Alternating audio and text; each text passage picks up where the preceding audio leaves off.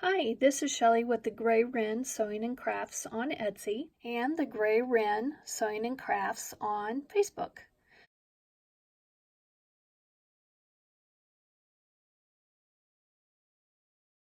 Before I cut out each piece, I make sure that my t-shirt is turned inside out and I iron it so that it is a nice crisp square once it's cut. When I lay my square on top of the shirt, I want to make sure that I have the even amount on each side. So there's a half inch and a half inch. Now sometimes it's tricky at the top because you can only go up so far, but it's important that if you have a big piece that you center it, but if not, you get as much of the shirt design in as you can. After I cut it out, it looks like this. This is a 12.5-inch square. I start laying my t-shirt pattern pieces out, and this one looks like it's going to end up being a 5x6, which is a full size. So I just have to rearrange the pieces, and then I'll talk to my customer and see if they like it before I sew it together. It's important to get the customer's buy-in, so I send several pictures, or we do a FaceTime chat and we talk about the arrangement of the squares. The customer settled on this arrangement, so now it's time to sew. Next, I pick a neutral color thread. I went ahead and decided that my backing is going to be gray, so I went ahead and picked a neutral gray, light colored gray. And then I set my machine up so that I have a ballpoint needle. It's very important sewing with knit material that you use a ballpoint needle so that you don't put holes in your t-shirt material. The next step is to pick up each row. I do mine one at a time. So I laid my squares face down and I started with the left side and went straight across so that I can keep my original pattern, and now I'm going to sew them down the side seams. At your table, lay your squares down face up and you pick up your first two squares, and you're going to be joining right sides together on the right side here. I'll show you in a second. I prefer to pin mine down this side with right sides together. You can clip yours, but with stretchy material, it stretches and shifts, so you want to make sure that you have it nice and secure before you sew. And you also want to make sure your prints are facing right side up, fabrics together, right sides together, and then you pin along the edge. Now it's time to sew. I set my machine up so that I have a 1/4 inch stitch right here. My needle is right directly in the center, and I use my presser foot as a guide, and then I sew all the way down the edge using the edge of my presser foot as my guide.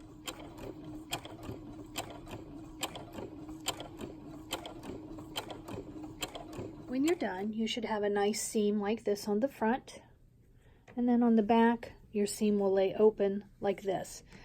We're going to go in and iron this down a little later once I get all of my quilt squares stitched together for this row, but not right now because that'll be too time consuming to go back and forth. And I'll probably iron this wrinkle out that I missed earlier. So next we want to take our next square and flip it over top of this one because that's the order that it was in. Put it together on the sides and stitch together just like we did before. When you get your rows sewed together like this, you turn it upside down, you go to your ironing board or your ironing area, and then the next thing we want to do is make sure that we iron these flat.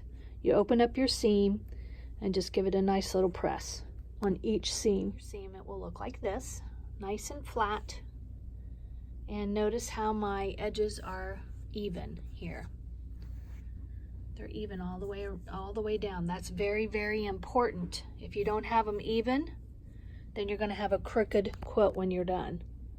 The next important thing is to come back in and lay your bottom row down, and then you pick up this next row in the same fashion. You start with your left side and move your way over to the right side, put them face down, take them to your table, and lay them face up.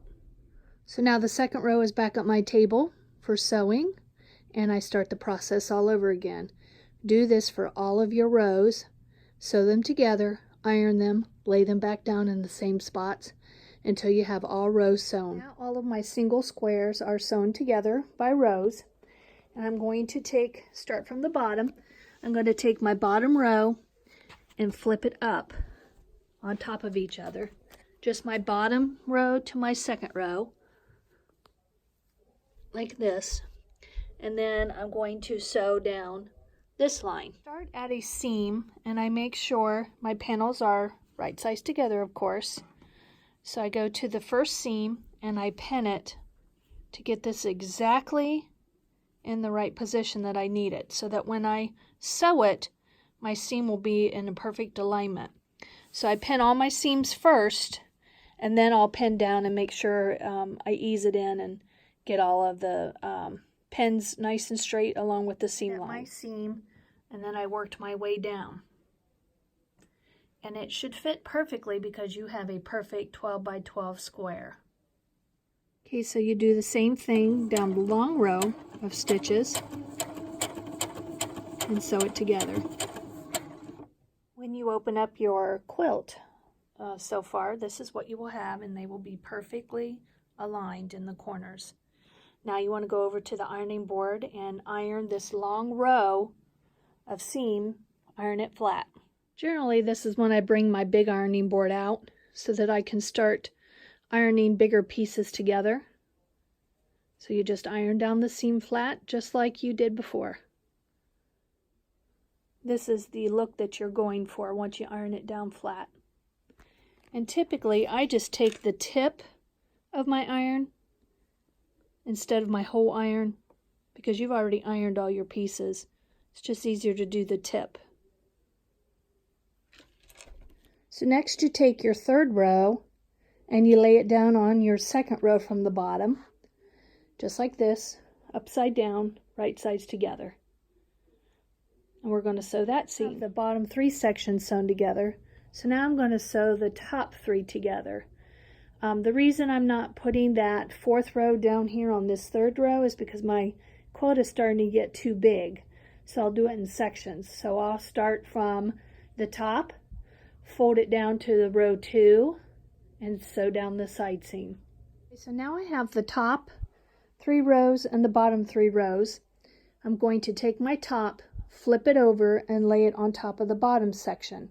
So it'll be upside down, and then I'll sew along that edge that I create. This is what it looks like when it's folded down.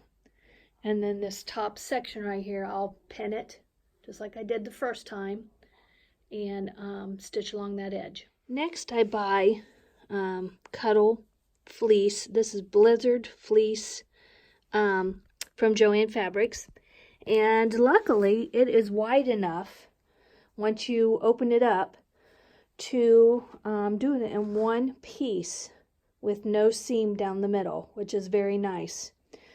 So I lay my Blizzard fleece face up, and then I lay my blanket piece that I quilted face down, my t-shirt quilt face down, and I go along and I pin it like this all along. And then where I don't want to sew, I turned my pins so that that tells me don't sew here. And what I'll do is I'll have to stop and take those out, and that will remind me I want to leave that open. So I leave a whole square open, and the reason I picked this square is because it's similar in color. You can really pick any square you want.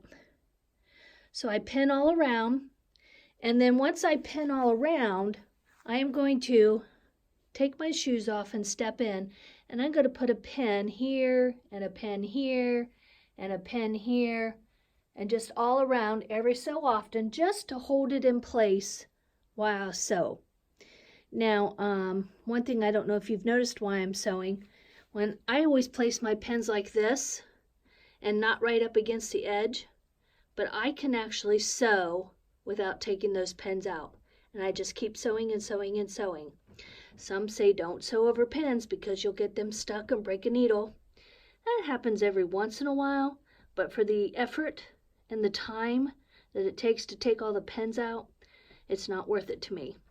I go all along, I sew, sew, sew, sew, sew, and at the end I take my pins out and I usually have really good luck with that. So this is one of our final steps, is sewing the pieces together, right sides together. And I would tell you the length to buy, but your quilt may not be this size. But if you think about it, these are 12-inch squares after I sewed them all up.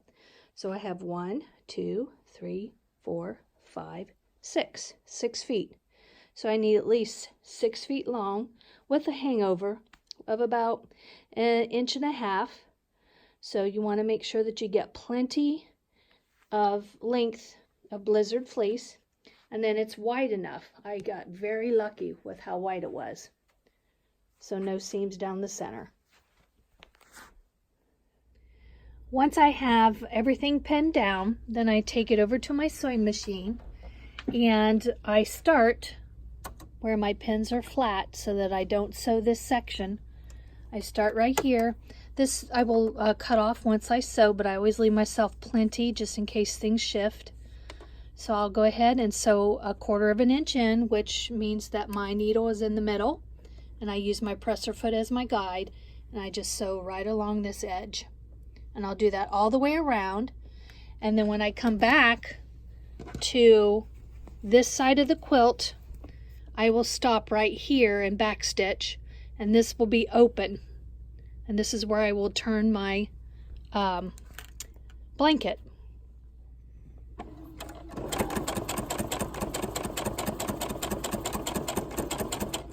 So now I've made it all the way around, and I'm coming up to this section where my pins are straight this direction, and I know that this is my stopping point, so I'll backstitch there and then take it off of my machine. The next thing I want to do is go around and take all of my pins out, and then I will trim this even with the t-shirt material.